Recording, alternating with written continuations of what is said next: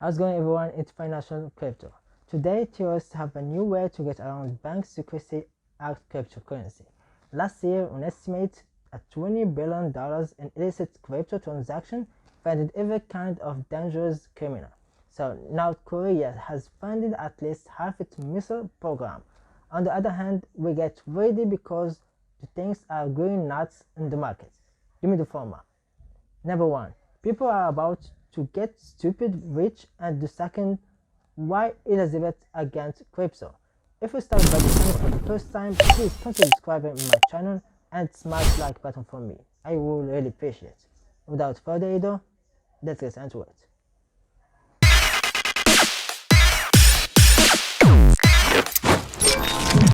Welcome back and thank you so much for being here. Like I said before, we're gonna start with overview market. The crypto market is down a little bit here today, and think it's fine. We're just kind of flowing around until the next big move, and there are going to be some big moves here soon in my opinion. The first news I want to cover is JP Morgan. JP Morgan shares triple its Bitcoin crypto team. Look at what they're doing, not what they're saying. The CEO can talk about how he hates crypto, how he will ban it if that's possible, and yet they won't make money on it. People will make money on anything if they can be, no matter what it looks like, where it is, how it's sinful. If they just don't like it, they still try to make money on it.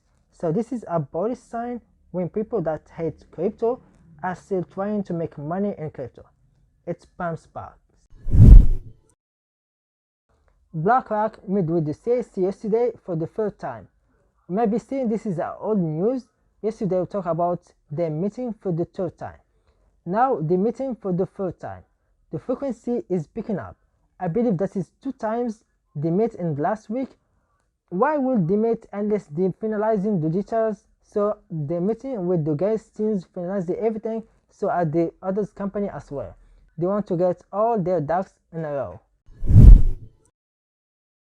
Max Kaiser said this is a while ago. He pointed out that the world's largest oil company, Saudi Aramco, buy crypto.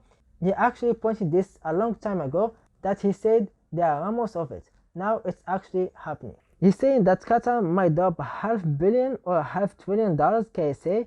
Saudi Arabia might drop $500 billion as well. So some people like to make fun of Max Kaiser. He says more stuff that doesn't actually pan out. But he was right about Saudi Aramco buying Bitcoin or possibly buying Bitcoin. They're interested, and he said that 9 months ago, so sometimes it takes a while to materialize. So keep in mind, some of these companies are huge, like Saudi Aramco. They had a drop in their net profit. They dropped almost 23% year over year. So rough year for them. They made $33 billion in a quarter. So they're making $140 billion in profit. So let's say they put just 5% of that in Bitcoin. Think about how much of that pumps in 1 year. They would have more than MicroStrategy, or at least they would invest more, because of course Bitcoin would probably pump if that's happening, right? So MicroStrategy bucks will be bigger at that point.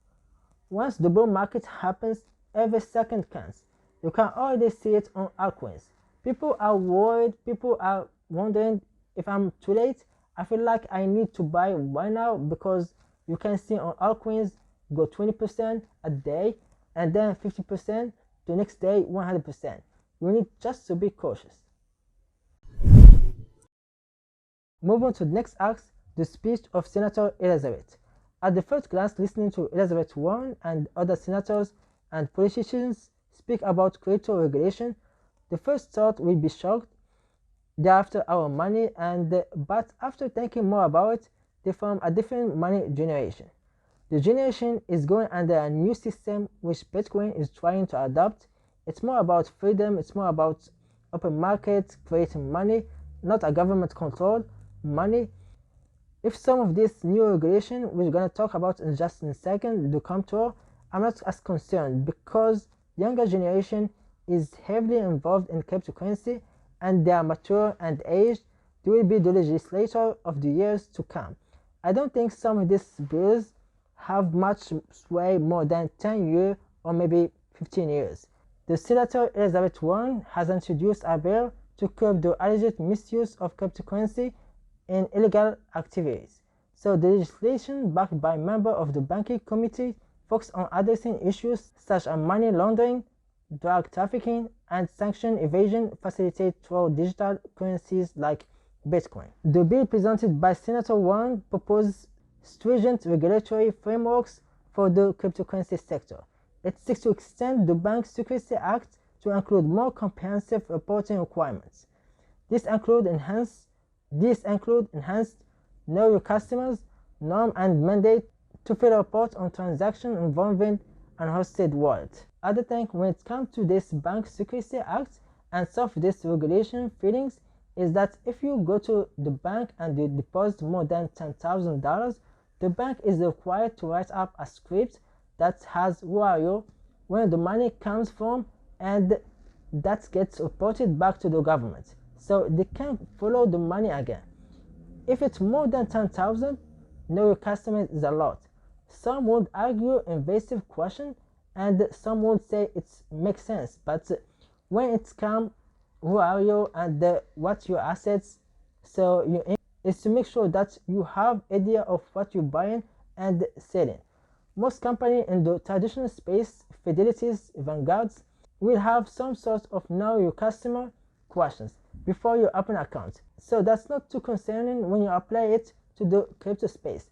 But I know there's a lot of folks in the crypto world that like to say and keep things anonymous and going back to the freedom argument. So we get the end of the video. Make sure that you are a subscriber. I appreciate for the all time. See you in the next one.